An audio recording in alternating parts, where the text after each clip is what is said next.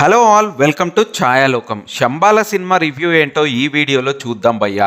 Cinema మాత్రం ఎక్సలెంట్గానే work out అయిందని చెప్పాలి. ఆఫ్టర్ లాంగ్ టైం తర్వాత ఆది సాయి కుమార్ గారి కెరియర్లో మళ్ళీ ఒక మంచి స్టాండర్డ్ సినిమాగా శంబాలాని అయితే చెప్పుకోవచ్చు. 1980 టైం పీరియడ్లో శంబాల అనే ఒక విలేజ్లో ఒక ఉల్క రాలి పడ్డంతో ఆ ఊర్లో ఎలాంటి మార్పులు జరిగాయి, ఆ ఊర్లోని క్యారెక్టర్స్ ఎలా విచిత్రంగా బిహేవ్ చేయడం మొదలుపెట్టాయి, ఇలాంటి అంశంతోనైతే చాలా ఇంట్రెస్టింగ్ గానే సినిమా కొనసాగుతూ ఉంటుంది. ఇక ఒక మిస్టరీని ఛేదించే పనిలో హీరో ఉండడం, తన మిస్టరీని డీకోడ్ చేస్తున్నప్పుడు ఉండే అంశాలు చాలా ఇంట్రెస్టింగ్ గానే అనిపించడం జరిగింది. అనవసరమైన ఎలిమెంట్లను ఇరికియకుండా, అంటే కామెడీని గానీ అన్నెసెసరీ లవ్ స్టోరీని గానీ ఇరికియకుండా చాలా డీసెంట్ గా అయితే సినిమాని రాసుకున్నారు. వాళ్ళకున్న బడ్జెట్ లోనే మాక్సిమం బెస్ట్ అవుట్పుట్ రాబట్టడానికి అయితే ట్రై చేశారు. మరి సినిమాలో అన్ని పాజిటివ్స్ అయినా నెగిటివ్స్ ఏం లేవా భయ్యా అని అడుగుతారేమో. నెగిటివ్స్ కూడా ఖచ్చితంగా ఉంటాయి, వాటి గురించి కూడా డిస్కస్ చేద్దాం. సో సినిమా గురించి కొంచెం డీటెయిల్డ్ గా మాట్లాడుకోబోయే ముందు మీరు గనక మన ఛానల్ ని సబ్స్క్రైబ్ చేయనట్టయితే వెంటనే సబ్స్క్రైబ్ చేసుకొని బెల్ ఐకాన్ ని నొక్కేయండి. ఇక సినిమా కథ విషయానికి వస్తే 1980 టైం పీరియడ్ లో ఒక ఉల్క అనేది శంబాల అనే ఊర్లో పడుతుంది. తర్వాత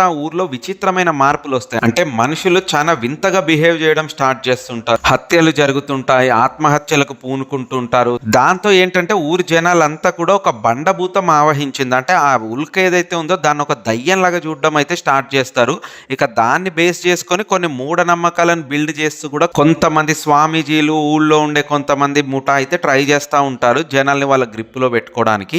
ఇక అదే టైంలో గవర్నమెంట్ సైడ్ నుంచి ఆ గ్రామానికి ఒక సైంటిస్ట్ అయితే వస్తాడు. అతనే మన హీరో క్యారెక్టర్ ఆది సాయి కుమార్. ఇక సైన్స్ నే ఫుల్ గా బిలీవ్ చేసే విక్రమ్ ఆ ఊరు వాళ్ళకుండే భయాన్ని ఎలా పోగొట్టాడు, అడ్డుకోవడానికి ట్రై చేస్తున్న ముఠా నుంచి ఎలా సేవ్ అయ్యాడు, ఫైనల్ గా మిస్టరీని ఎలా ఛేదించాడు అనేది మీరు సినిమా చూసి తెలుసుకోవాలి.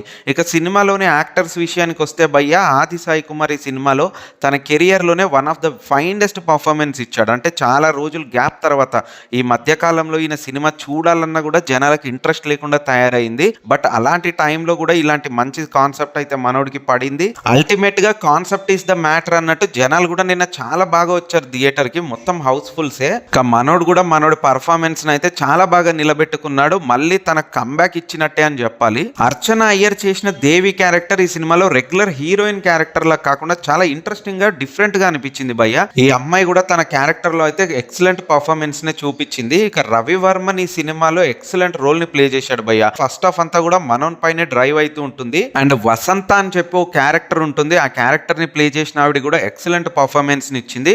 ఇక మిగతా క్యారెక్టర్స్ అన్ని కూడా ఈజీగా విలేజ్ లో ఒదిగిపోయి మనందరికి చాలా రియలిస్టిక్ ఫీల్ ఇచ్చేలాగే పర్ఫార్మ్ చేశారు యాక్టర్స్ అందరూ కూడా. ఇక సినిమాలోని టెక్నికాలిటీ విషయానికి వస్తే సినిమాటోగ్రఫీ సూపర్ గా ఉంది భయ్య. కాకపోతే కంప్లైంట్ ఏంటంటే నైట్ ఎఫెక్ట్స్ వర్కౌట్ అయినంత పర్ఫెక్ట్ గా డే ఎఫెక్ట్లు అయితే వర్కౌట్ అవ్వలేదు. అంటే ఎగ్జాంపుల్ ఇదిగో ఈ సీక్వెన్స్ చూడండి. ఈ సీక్వెన్స్లు చూస్తున్నప్పుడు ఏంటంటే ఒక సీరియల్ సెటప్ లాగానో ఒక ఆర్టిఫిషియల్ సెటప్ లాగానో అనిపిస్తుంది సినిమాటోగ్రఫీలో కూడా.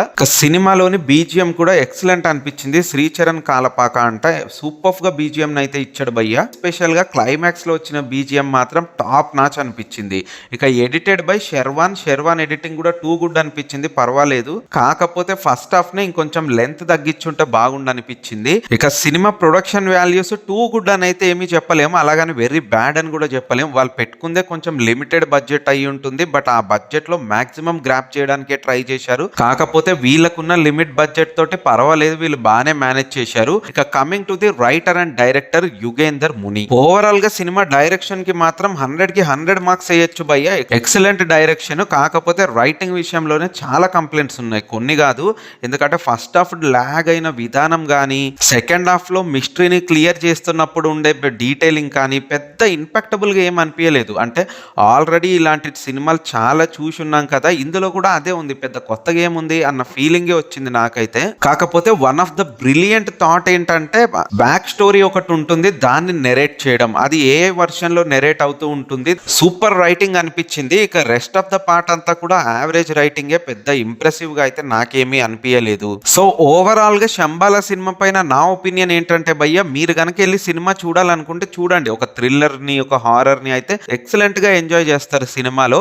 ఎక్కువగా మిస్టరీస్ అండ్ హారర్ సినిమాలు చూసిన వాళ్ళైతే ఈ సినిమాని ఎలా జడ్జ్ చేస్తారో నాకు తెలీదు. నేను ఈ జానర్ లో చూసిన అతి తక్కువ సినిమాల్లో ఇది ఒకటి. సో ఫైనల్ గా అయితే నాకు నచ్చేసింది సినిమా. ఇట్స్ డీసెంట్ గానే అనిపించింది. సో ఇది గైస్ శంబాల సినిమా పైన నా రివ్యూ. మీరు గనక ఈ సినిమా చూసుంటే మీకేమనిపించింది అన్న విషయాన్ని కింద కిందున్న కామెంట్ బాక్స్లో కామెంట్ చేసి తెలియజేయండి. ఇలాంటి మరిన్ని ఇంట్రెస్టింగ్ వీడియోస్ కోసం మన ఛానల్ని సబ్స్క్రైబ్ చేసుకోవడం మాత్రం మర్చిపోవద్దు. Signing off.